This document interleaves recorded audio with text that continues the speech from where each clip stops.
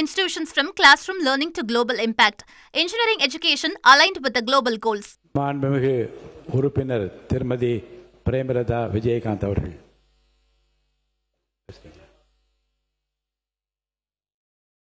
தலைவர் அவர்களே,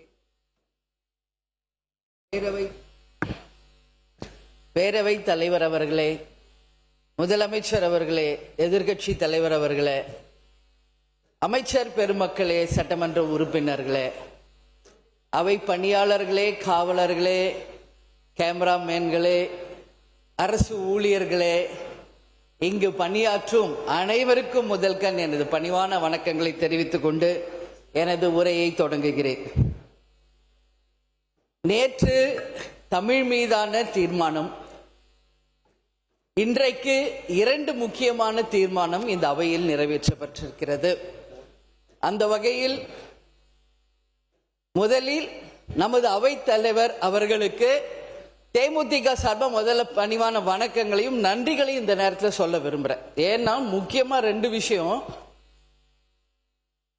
நேரடியாக தொலைக்காட்சிகளில் நேரலையில் சட்டசபை நிகழ்வுகளை காண்பிக்க வேண்டும் என்பதை இந்த அவையில் எதிர்க்கட்சி தலைவராக புரட்சி கலைஞர் கேப்டன் அவர்கள் வலியுறுத்தி அதற்காக எவ்வளவோ வாதாடினார். அப்பொழுதெல்லாம் நிறைவேறாத அந்த நேரலையை இன்றைக்கு நேரலையாக ஒளிபரப்பிக் கொண்டிருக்கும் இந்த அவைக்கும் முதல்வருக்கும் பேரவைத் தலைவருக்கும் முதல்கண் எங்களது நன்றிகளை தெரிவித்துக் கொள்கிறோம்.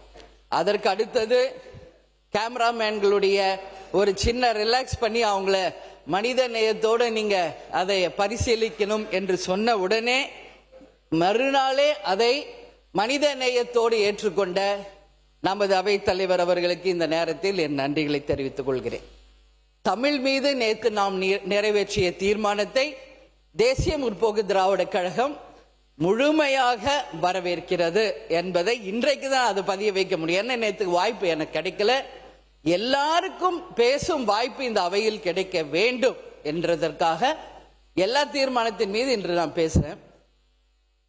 தமிழ் என்று சொன்னால் நம் தாய்மொழி, தமிழ், நம் நாடு தமிழ்நாடு, அதுல யாருக்கும் எந்த மாற்று கருத்துமே கிடையாது. அந்த வகையில் தமிழ் மொழியை நம் தமிழ்நாட்டில் இருக்கும் அனைவரும் தன் தாயாக தான் நினைக்கிறாங்க. அந்த நம்மளுடைய தமிழ் மொழிக்கு இலக்கணமான அந்த பாடலை இயற்றிய மனோன்மணியம் சுந்தரம் பிள்ளை அவர்களுக்கு இந்த நேரத்தில் நாம் நன்றிகளை தெரிவித்துக் கொள்வோம். அது மட்டும் கிடையாது, தமிழ் அப்படின்னு சொன்னாலே எல்லாரும் ஒன்று கூடக்கூடிய அந்த உணர்வு, தமிழ் மொழியை தவிர வேற எந்த மொழியிலும் நடிக்காமல் தமிழ் மொழியில் மட்டுமே பேசுவதை தன் வாழ்நாள் கடமையாக கொண்ட புரட்சி கலைஞர் கேப்டன் அவர்களுக்கு இந்த எதிர்கட்சி தலைவராக இந்த சட்டமன்றத்திலே அவர் உரையாற்றியது அனைவருக்கும் தெரியும். கதராடையையும் தமிழ் மொழியையும் தவிர தமிழர் பாரம்பரியத்திற்கு அப்பாற்பட்டு அவர் வாழ்ந்தது கிடையாது இறுதி மூச்சு வரை. அதே போல இந்த அவையிலே முக்கியமான ஒரு விஷயத்தை நான் சொல்லணும்னு நினைக்கிறேன். இந்த தமிழ்தாய் வாழ்த்து நமது தமிழர்களுக்கு மட்டும் கிடையாது, உலகம் முழுவதும் வாழ்ந்து கொண்டும் இருக்கும் நமது இலங்கை வாழ் தமிழர்களுக்கும் இது உரித்தாகும். ஏன்னா அவங்களும் தொப்புள் கொடி உறவாக நம்ம தமிழர்கள் தான். இலங்கை வாழ் தமிழர்களுக்கு ஒரு பிரச்சனை வரும் பொழுது முதலில் உண்ணாவிரதம் 1982 நமது தமிழர்களுக்காக உண்ணாவிரதம் இருந்தவரும் கேப்டன் என்பது எல்லாருக்கும் தெரியும். அது மட்டும் இல்லை, இந்த தமிழ்நாட்டிலே தமிழன் என்று சொல்லடா, தலை நிமிர்ந்து நில்லடா என்ற வாசகத்தை தன் வாழ்நாள் முழுவதும் கடைபிடித்தவர் கேப்டன். உறுப்பினர் இந்த 2 தீர்மானங்கள் முன்மொழியப்பட்டிருக்கிறது. நீங்க அதுல சீக்கிரமா அது 2 மேல நீங்க பேசி முடிக்கணும். 5 மினிட்ஸ் தான் நான் கேட்டிருக்கேன்னா முடிச்சிருவேன். சாரி, அண்ணாவே வருது எனக்கு, பேரவைத் தலைவர் அவர்களே.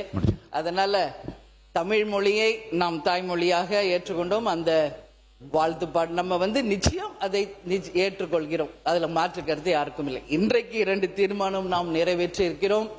மிக முக்கியமாக நீட் அப்படின்றது தீர்மானம். எல்லாரும் அனிதா பற்றி பேசினாங்க. சகோதரி அனிதா மரணத்தின் போது அந்த இறுதி சடங்கில் அவர்களை தகனம் செய்யும் மேடையில் நின்று நமது தங்கை அனிதாவுக்கு அஞ்சலி செலுத்தியவர் கேப்டன் என்பதை யாரும் மறக்க முடியாது. எனவே இதுலெல்லாம் யாருக்கும் இங்க எந்த மாற்று கருத்தும் கிடையாது. தமிழ்தாய் வாழ்த்து தான் கண்டிப்பா எல்லாரும் வேணும். நீட் எக்ஸாம் வேண்டாம் அப்படிங்கிறது ஒட்டுமொத்த மக்களின் கருத்து என்றால் அதை நிச்சயமாக நாமும் ஏற்றுக்கொள்வோம். எந்த ஒரு ஸ்கீம் இங்க வந்தாலும் மக்களுக்காக தான் அது வருது. எனவே அது மக்கள் விரும்பும் அந்த திட்டங்களை நிச்சயமாக இந்த அவையிலே தேசிய முற்போக்கு திராவிட கழகம் ஏற்றுக்கொள்ளும். அதை தீர்மானத்தை நாங்கள் வரவேற்கிறோம். அதுக்கப்புறம் FCRA பத்தி நம்ம பேசியிருக்கோம். அது இன்றைக்கு ஃபாரின்ல இருந்து புறவழி வாசலில் இந்தியாவுக்குள் வரும் அந்த நிதியை சரியான முறையில் இந்த அரசு நீங்க பார்த்துக்கொள்ளணும். ஏன்னா அந்த நிதியை நீதியின் மூலமாகவும் லஞ்சம் ஊழலுக்கு அப்பாற்பட்டு தவறான பாதையில் அந்த பணம் இங்கு வருவதை நிச்சயமாக இந்த அரசு தடுக்கும் என்பதை நான் உறுதியா நம்புறேன். லஞ்சம் ஊழலுக்கு அப்பாற்பட்டு ஒரு நேர்மையான ஆட்சியை கொண்டு வர வேண்டும் என்று சொன்னதும் முதலில் நமது கேப்டன் அவர்கள் என்பது எல்லாருக்கும் தெரியும். இந்த அரசும் அந்த லஞ்சம் ஊழலை எதிர்த்து கொண்டிருக்கிறது. அந்த வகையில் அந்த FCRA பணம் எந்த வகையிலும் பின்புற வாசல் வழியாக தவறான ஒரு செயல்களுக்காக எந்த விதத்திலும் வராமல் தடுக்க வேண்டியது இந்த அரசின் கடமை என்பதையும் இந்த நேரத்தில் நான் தெரிவிச்சுக்கிறேன். அதே போல மிக முக்கியமாக இன்னைக்கு 2 விஷயம்.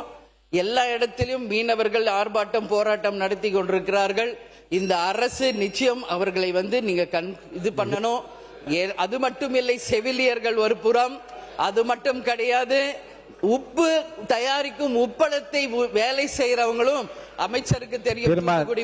தீர்மானத்தை மாற்றி தயவு செய்து நீங்க தீர்மானத்துக்குள்ள பேசுங்க, வரவேற்று பேசுங்க. மானிய கோரிக்கை வரும்போது நீங்க நிறைய உங்களுக்கு வாய்ப்பு கொடுப்போம், அப்ப பேசுங்க, இப்ப வேண்டாம். ஓகே பேரவைத் தலைவர் அவர்களே, இந்த 3 தீர்மானத்தையுமே தேசிய முற்போக்கு திராவிட கழகம் வரவேற்கிறது என்பதை கூறி எனக்கு வாய்ப்பு கொடுத்த பேரவைத் தலைவருக்கு நன்றி கூறி விடைபெறுகிறேன். நன்றி, வணக்கம். Saram institutions from classroom learning to global impact. Engineering education aligned with the global goals.